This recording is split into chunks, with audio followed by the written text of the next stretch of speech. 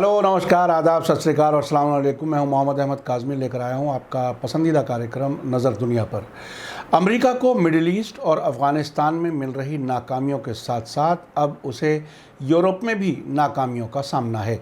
हाल ही में अमेरिकी president Joe Biden ने अपने पहले गैर मुल्की दौरे के मौके पर चीन के साथ और रूस के खिलाफ नेटो फौजी समझौते वाले मेंबर मुल्कों को इकट्ठा करने की कोशिश की थी, लेकिन जो बाइडेन के दौरे के फ़ौरन बाद यूरोपीय मुल्कों में रूस के मामले में इख्तलाफात उभर कर सामने आए हैं।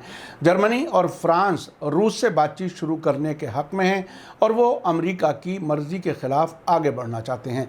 दूसरी तरफ यूरोप के मीडिया में ये बहस शुरू हो गई है कि ईरान के साथ न्यूक्लियर समझौते के मामले में वियना में होने वाली बातचीत में अमेरिका की मर्ज़ी का नतीजा नहीं निकलेगा, बल्कि ईरान के नए प्रेसिडेंट इब्राहिम रईसी ने अमेरिका के सिलसिले में जिस तरह सख्त रुख अपनाया है, उससे साफ जाहिर है कि जो बाइडेन को इसमें भी नाकामी ही मिलेगी।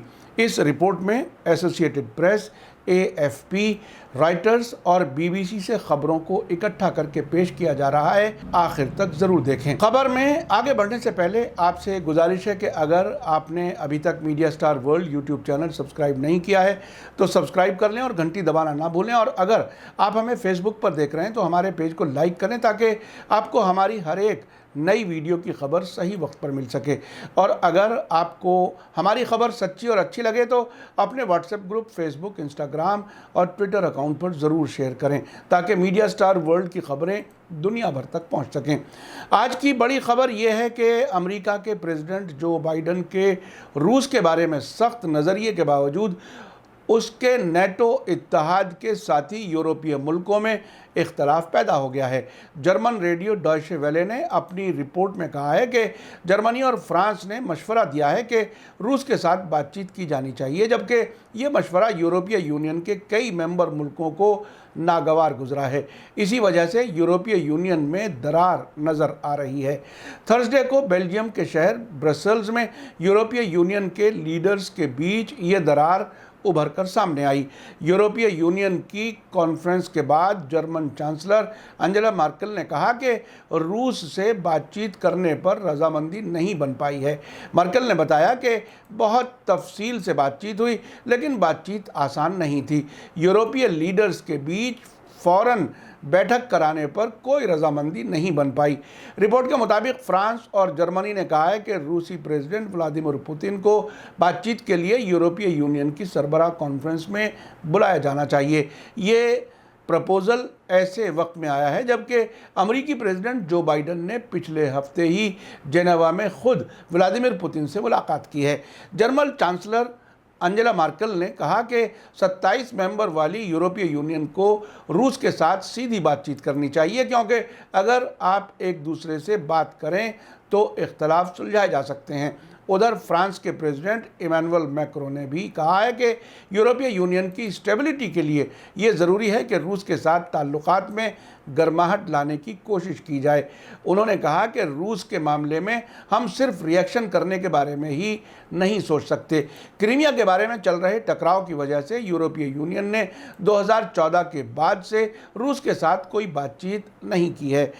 जर्मन रेडियो की रिपोर्ट में कहा गया है कि यूरोपीय यूनियन और रूस के बीच ताल्लुकात में पिछले कुछ वक्त से तनाव जारी है। यूक्रेन के रूस के साथ टकराव की वजह से जो खटास दोनों के रिश्तों में आ गई थी, उसे रूसी अपोजिशन लीडर अलेक्सी नवल्नी के खिलाफ सियासी दबाव की वजह से और बढ़ गई है। नवल्नी इस वक्त रूस की जेल में बंद हैं। कई यूरोपीय यूनियन के मुल्क और अमेरिका अलेक्सी नवल्नी को सपोर्ट करते हैं। जर्मन रेडियो की रिपोर्ट में याद दिलाया गया है कि पिछले महीने रयान एयर के एक जहाज़ को जबरन उतारकर बेलारूस के ज़रिए एक जर्नलिस्ट रोमान प्रतसोविच को गिरफ्तार किए जाने के वाक़े ने भी रूस के साथ तनाव बढ़ा दिया है। बेलारूस के लीडर लुकाशेंको के रूसी प्रेसिडेंट व्लादिमीर पुतिन से करीबी ताल्लुकात हैं। जर्मनी समेत यूरोपीय यूनियन के कई मेंबर मुल्कों ने जहाज़ को जबरन अपने यहाँ उतारकर जर्नलिस्ट को गिरफ्तार करने की कार्रवाई पर बेलारूस से सफाई मांगी थी। इसके बाद रूस ने कई यूरोपीय जहाज़ों को अपने यहाँ आने से कुछ मुद्दत के लिए रोक दिया था। ऐसे में जर्मनी और फ्रांस के जरिए पुतिन के साथ बातचीत के मशवरे पर कुछ यूरोपीय मुल्कों की सरकारें हैरान हैं। 2 सीनियर डिप्लोमेट्स ने जर्मन रेडियो डॉयचे वेले को बताया कि उन्हें तो इस तजवीज़ का पता ही मीडिया के जरिए चला है। आपको बता दूं कि जर्मनी और फ्रांस के मशवरे के खिलाफ लातविया, लिथुआनिया और नीदरलैंड भी हैं, जो ये नहीं चाहते कि रूस के प्रेसिडेंट व्लादिमीर पुतिन के साथ कोई बातचीत की जाए। उधर ईरान के मामले में भी अमेरिका नाकाम होता नज़र आ रहा है। ईरान में इब्राहिम रईसी के प्रेसिडेंट के तौर पर चुने जाने के बाद न्यूक्लियर समझौता आसान हो गया या मुश्किल, इस पर लंदन के बड़े अखबार दी गार्जियन ने खुलकर बहस की है। अखबार लिखता है कि इब्राहिम रईसी को सिक्योरिटी इस्टेब्लिशमेंट का पूरा भरोसा हासिल है और वो सुप्रीम लीडर आयतुल्लाह खामेनेई के बेहद करीबी माने जाते हैं। दी गार्जियन ने कहा है कि ईरानी लीडरशिप इस नतीजे पर पहुंच चुकी है कि पाबंदियों की मार झेल रही इकॉनमी को अंदरूनी रिसोर्सेज और पिलर्स पर ही इसे मजबूती से खड़ा करना होगा ताकि वो आगे बढ़ने लगे, और इसके लिए बड़े प्लान पर काम करना ही अकेला रास्ता है।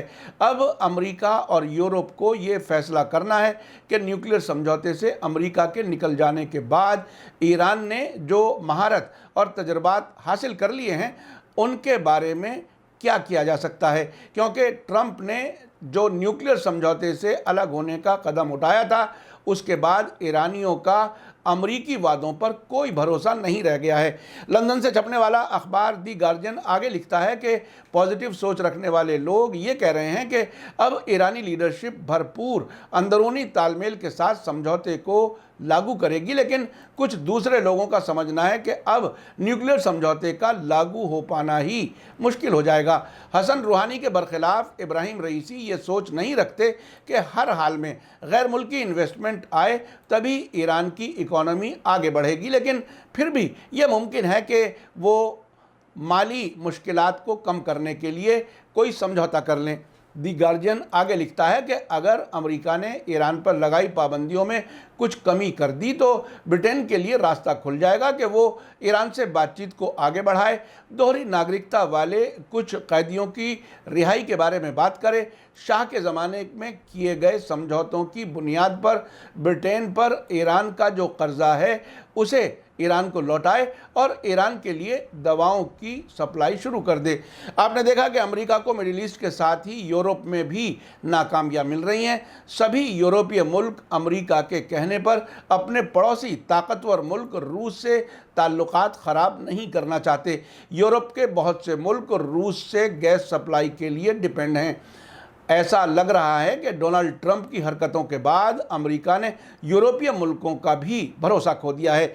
उधर ईरान के साथ न्यूक्लियर समझौते में शामिल होना अमेरिका के लिए बेहुदा शर्तों के साथ इब्राहिम रईसी की हुकूमत में मुश्किल हो जाएगा। इस सब के अलावा मिडिल ईस्ट में ईरान की सपोर्ट करने वाले रेजिस्टेंस ग्रुप्स की तरफ से इजराइल के ख़िलाफ़ बढ़ रहे प्रेशर से न सिर्फ इजराइल बल्कि अमेरिका भी परेशान है, और उस बेचैनी के पीछे भी ईरान ही है। फ़िलिस्तीन, लेबनान, इराक़ और यमन के रेजिस्टेंस ग्रुप्स को ईरान की सपोर्ट हासिल है, जिन्होंने तय कर रखा है कि अगर इजराइल के साथ फिर से जंग हुई तो वे सब मिलकर जवाबी कार्रवाई करेंगे। इसी के साथ मुझे दीजिए इजाज़त। आज का एपिसोड कैसा लगा कमेंट्स में ज़रूर लिखें। थैंक यू, धन्यवाद, शुक्रिया। जय भारत, जय हिंद। मीडिया स्टार वर्ल्ड के और वीडियो देखने के लिए हमारे चैनल को सब्सक्राइब करें और सीधे नोटिफिकेशन पाने के लिए बेल आइकन दबाएं। और अगर हमारी खबर सच्ची और अच्छी लगे तो अपने व्हाट्सएप, इंस्टाग्राम, फेसबुक और ट्विटर अकाउंट पर ज़रूर शेयर करें।